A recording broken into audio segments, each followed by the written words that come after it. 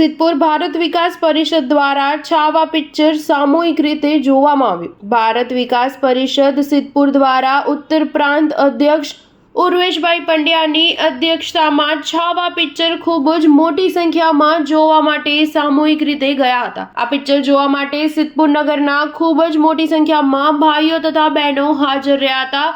આ પિક્ચર જોવા માટે ઉર્વેશ પંડ્યાની સાથે સિદ્ધપુર નગરમાંથી સંસ્થાના પ્રમુખ શ્રી કોકિલાબેન પટેલ, સંગીતાબેન મોઢ, સુનિલભાઈ પરીખ, અતુલ રામી, વિપુલ પટેલ, ડોક્ટર મહેન્દ્રભાઈ પટેલ, મુકેશભાઈ રાવલ, નિલેશ ભટ્ટ, વિષ્ણુ પટેલ વગેરે ખૂબ જ મોટી સંખ્યામાં ભાઈઓ તથા બહેનો હાજર રહ્યા હતા। Star news 7 Siddhpur. ઓકે, આજે ભારત વિકાસ પરિષદ ભેગા થઈને જે આ છાવા પિક્ચર જોવા આવ્યા છે, તો કઈ પ્રેરણાથી આ પિક્ચરનું આયોજન કર્યું?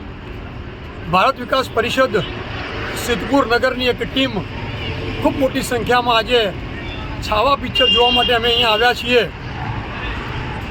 મુગલોનો ઇતિહાસ અત્યાર સુધી સતતપણે ભણાવવામાં આવતો હતો।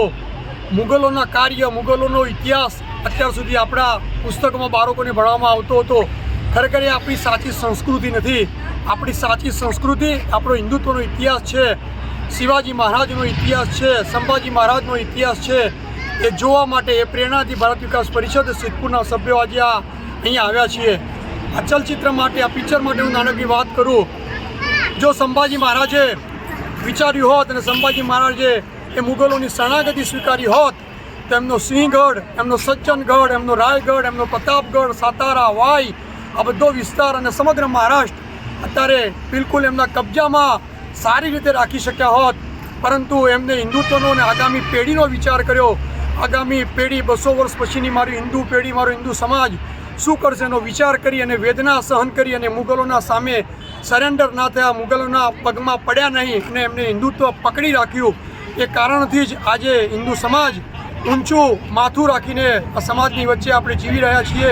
એ જ પ્રેરણાથી આ છાવા પિક્ચર જોવા માટે શિવાજીના પુત્ર એટલે કે છાવા એટલે સિંહનું બચ્ચું ગણાય એ ચલચિત્ર જોવા માટે સિદ્ધપુર ભારત વિકાસ પરિષદના ટીમ અહીંયા પધારી છે। એ જ ભાવના સાથે અમે અહીંયા આજે પધાર્યા છીએ। ભારત માતા કી જય, જય શિવાજી, જય શિવાજી। શું નામ? ઉર્વેશ પંડ્યા, ભારત વિકાસ પરિષદ ઉત્તર ગુજરાત અધ્યક્ષની જવાબદારી।